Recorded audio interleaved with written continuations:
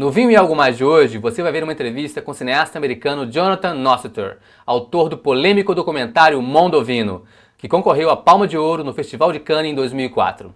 Nossiter usa o vinho para falar dos males da globalização, da complexidade das relações humanas e ataca Michel Rolland e Robert Parker.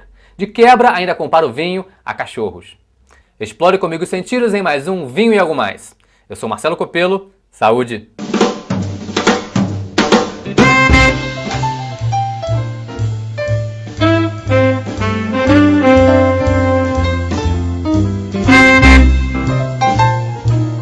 La petite chose qui sort, c'est tout petit, hein. On les confond avec les grains de raisin. Un vin pute, il vient tout de suite à vous. Parce que c'est vrai qu'il y a des vins qui bluffent. Car le vin qui bluffe, Ce sont des vins qui vous en foutent pas la gueule dès le départ. Donc, qui sont tout en rondeur et puis qui vous lâchent d'un seul coup. qui lâche tac, ça tombe. Ce sont des Y a vins plus traîtres rien. en fait. Il n'y a pas de question à se poser. Si ça ne doit pas faire mieux, on ne fait pas. Oui, mais pas tout le monde a les mêmes idées sur ce qui fait mieux un vin, n'est-ce pas? Bien sûr, c'est ce qui fait la diversité. C'est pour ça qu'il y en a autant de mauvais d'ailleurs. Le vin est mort. Soyons clairs, le vin est mort. Il n'y a pas que le vin, il y a les fromages, hein. Il y a les fruits. Through the globalization, if you will, of wine growing and the communication of what's going on in the new world and the old world, there's a renaissance going on right now in Bordeaux. Ça marque. Mais vous savez, ces journalistes, si on leur donne pas des choses qui marquent, ils retiennent rien.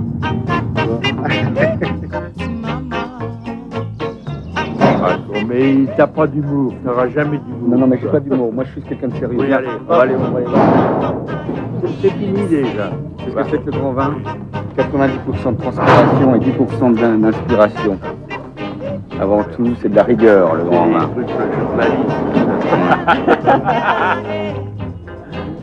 Tu vas pas les bluffer, ceux-là, quand même. Hein?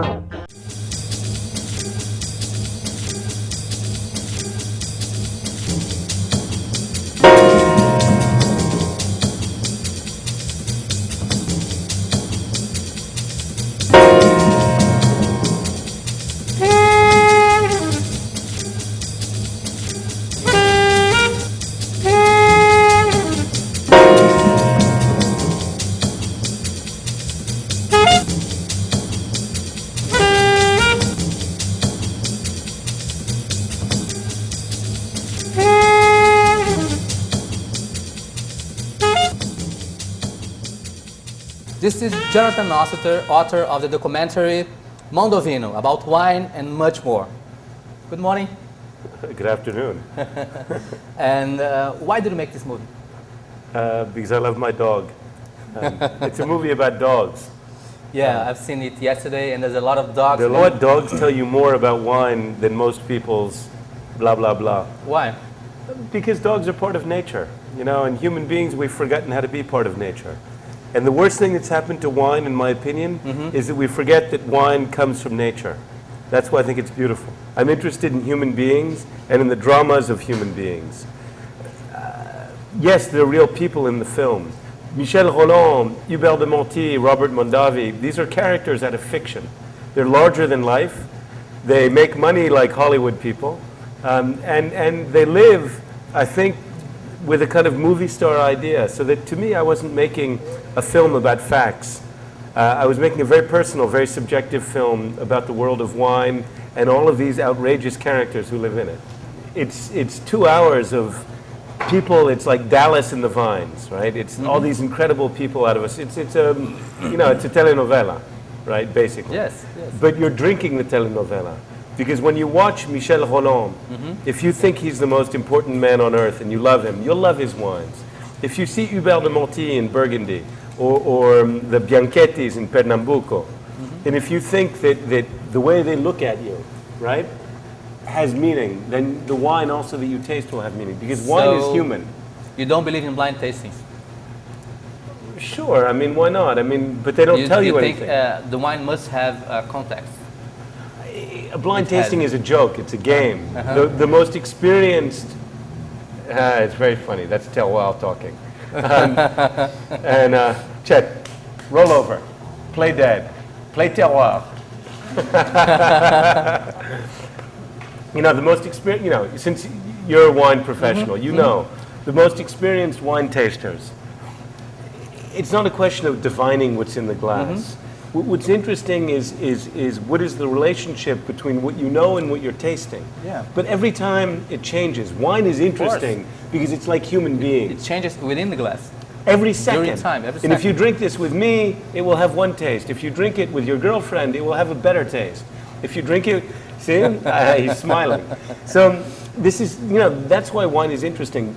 The beautiful thing that's happening in the world now is more and more people, from Brazil to America to Argentina to Thailand, are getting turned on to wine. The bad thing that's happening is that we're all being lied to, because we're being told that this, well, there should be more, that this exists only as a luxury product or as a cheap version of a luxury product. This is total bull. This is an outrage. Wine is beautiful because it's like a painting. It's like a movie. It's a part of culture. And what's happening to wine today, the customer is getting lied to and stolen from, is in my opinion. Wine is interesting because from the Bible, from the ancient Greeks and Romans until today, wine is a part of civilization. It's the expression of who we are, of why you and I are different. What's happening today is they're trying to sell us an idea that wine is only about your sensation. This to me is an abomination.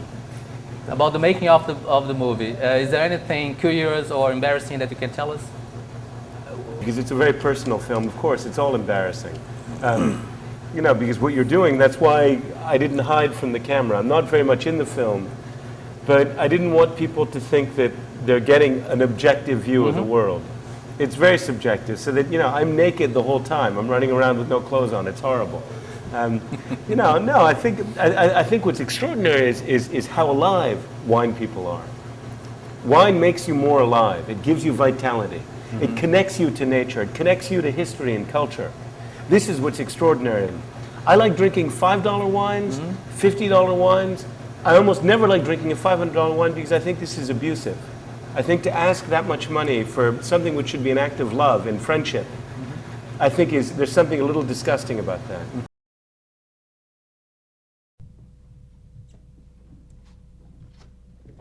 Moi, j'aime les vins qui se dégustent en longueur. Soit il est comme ça, il se déguste en largeur, il vous bluffe. C'est les vins modernes.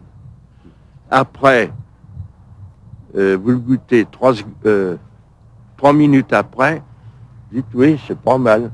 Le bon sens, c'est un peu court. Et moi, ma dégustation, j'aime qu'elle soit en longueur. Le vin n'est... mais droit. Wine traditionally, since the Bible, since the Greek and Roman civilizations, has been something for everybody. Wine has been something which has been for the poor, for the middle class, and for the rich. Something very strange is happening now, which is that we're turning wine, which has been fundamentally democratic. Democratic because it belongs to everyone, because it can express all of our differences, and because it is something which accompanies a meal. It's about sitting down and sharing exchange, conversation, sharing food. It's become an object. It's like, it's the pornography of wine. It is. Wine used to be about love affairs. It still is to some extent. There's still beautiful wine everywhere. But now wine, like a woman, if you take it and you stick it up here and you give it fake breasts, you give it Botox, you turn it not into your equal that you can exchange with, but an object that you can admire or not like. This is the danger today. Mondovino, I could travel around the world talking to people of all kinds, including like Michel Rolland, who I don't agree with. But he's a human being, he's entitled to his dignity and respect just like I am, just like you are. What's beautiful about wine is it allows me and Michel Rolland to sit down and talk to each other and remain civilized. I'm very sorry that now, since the film has come out, he's very angry with me and he wants to kill me. Vous comprenez, madame? Qu'est-ce que c'est, le micro-oxygénation? Non, elle s'en fout. C'est vrai. Mais si elle comprenait tout, d'abord, je ne serais pas là. Et puis bon, si je lui dis en microbulle, ben elle microbulle. Puis si ça marche pas, elle me vire. C'est comme ça. Ah bon? C'est comme ça que ça marche. La spécialité au spécialiste. De toute façon, le but, il est très simple. C'est toujours de faire mieux. Il n'y a pas de question à se poser. Si ça ne doit pas faire mieux, on ne fait pas. Oui, mais pas tout le monde a les mêmes idées sur ce qui fait mieux un vin, n'est-ce pas? Bien sûr, c'est ce qui fait la diversité. C'est pour ça qu'il y en a autant de mauvais, d'ailleurs.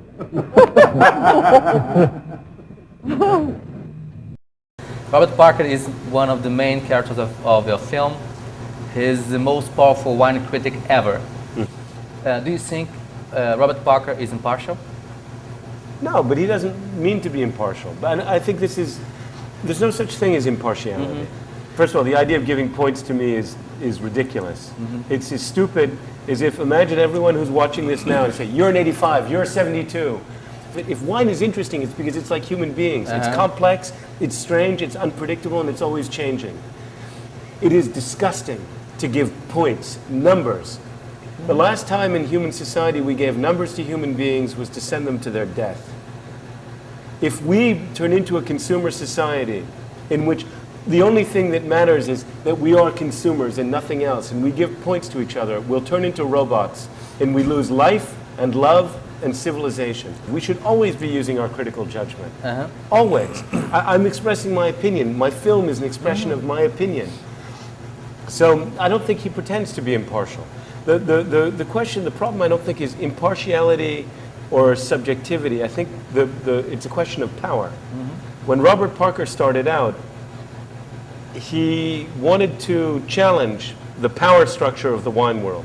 When he started in the early 1980s, just when Michel Rolland was starting, the wine world, particularly in Europe, was filled with snobbery, with hierarchies, with people selling their wine just based on a historical reputation. And sometimes it was not good wine at all. Robert Parker said, I don't like this. This is not right. People, the customer should be informed, and I'm going to offer my opinion. The problem today, 25 years after he started, he is the power. His word is law. He changes billions of dollars of wine. Tens of thousands of people's ability to earn money is based on what he smells and tastes. This is a dictatorship. It's a dictatorship of taste. The interesting thing is he's a sympathetic person. It's not that he's to blame. We shouldn't say he's a bad man, let's punish him. He's not George Bush. But can you say that in Varig? Of course. Good.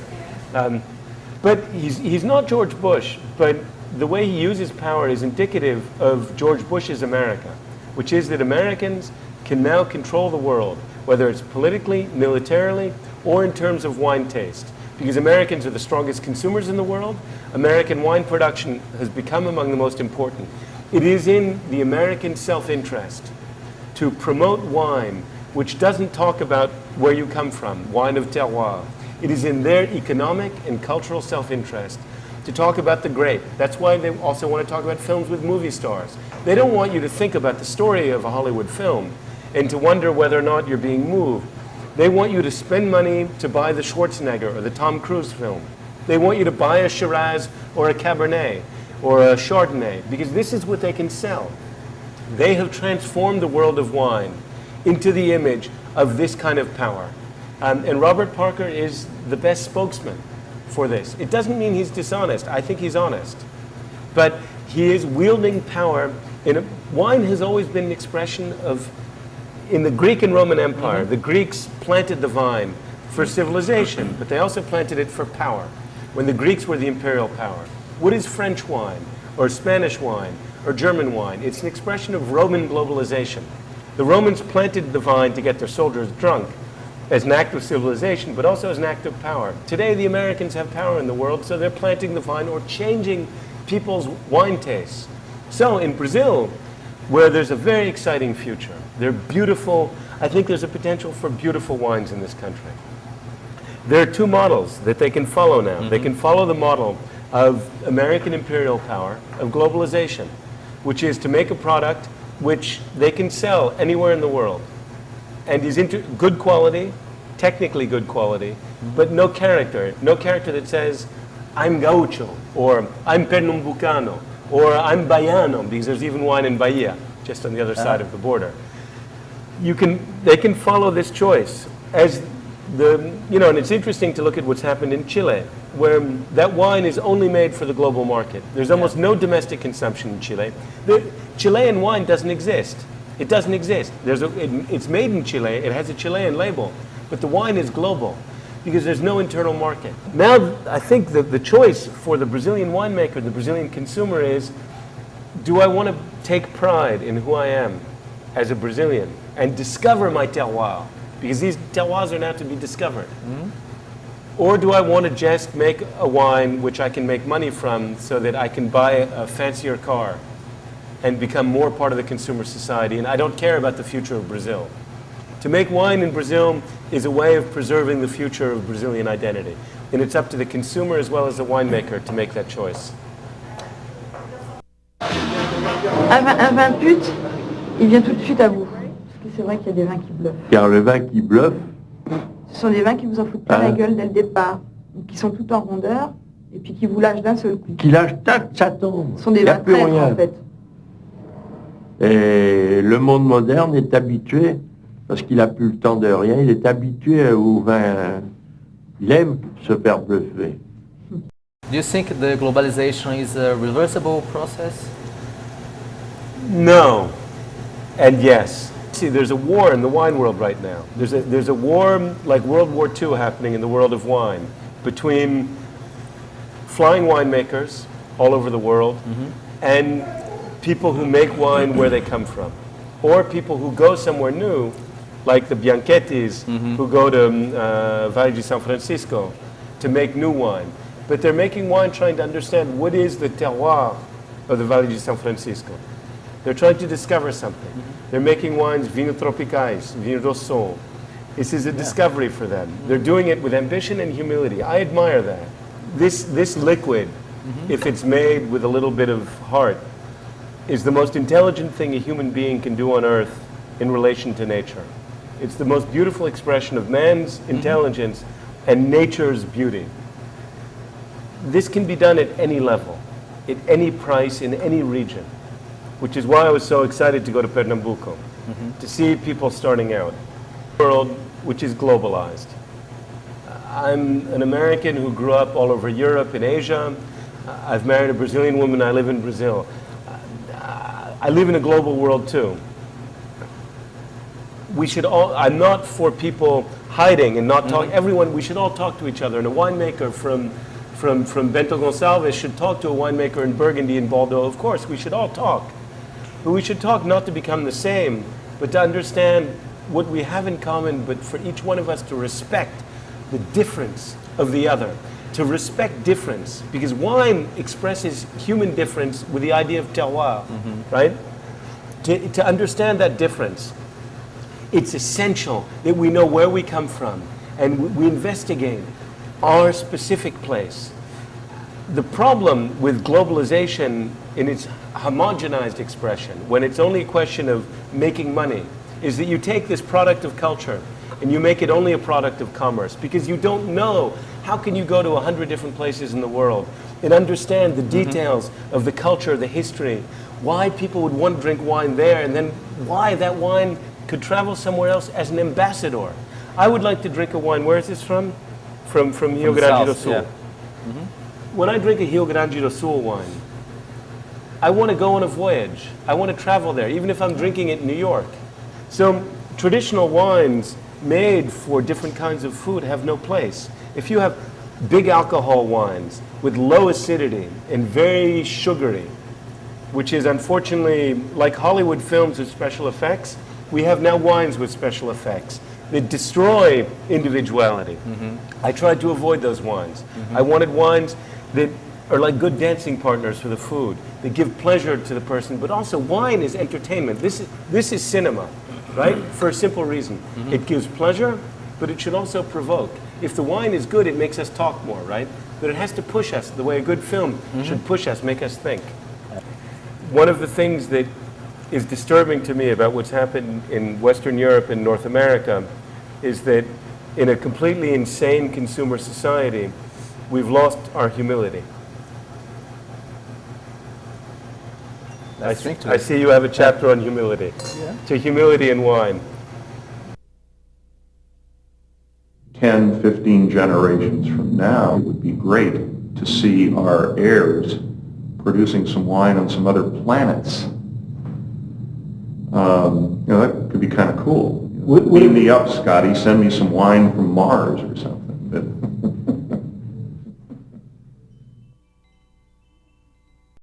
That has happened is that wine has always been linked to culture. It's been linked to agriculture, love of the earth, but also culture, sharing of human experience. Something happened in the last 100 years when all of our societies became consumer societies. And we became obsessed with the idea that we live to make money and to have power. And we forgot about looking in each other's eyes, sharing things. We lost, in a sense, the instinct to make wine naturally. We lost the instinct to love the earth naturally. Why are there flying winemakers today? Why do we need these technological people? Because we forgot. But are we addressing a problem by adding another problem? That's a question, because I don't think that wine is about technique, no more than humans are about technique. You tell me, if someone tells you, I'm a great lover, when I make love I have the best technique, you're right, you laugh, right? Doesn't exist. It doesn't exist. Well, wine is the same thing.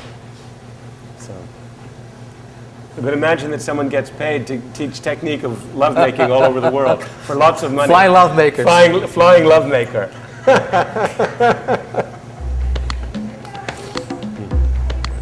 It's way too cold. It's also it's very thick. Yeah. Is this a Michel Roland wine that you've given me? Could be. Chet, what do you think? In cane veritas. It didn't like it. Chet.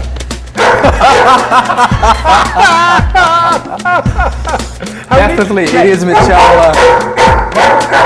Quantos puntos? Chet, quantos puntos? Fala a verdade. It's too cold because of the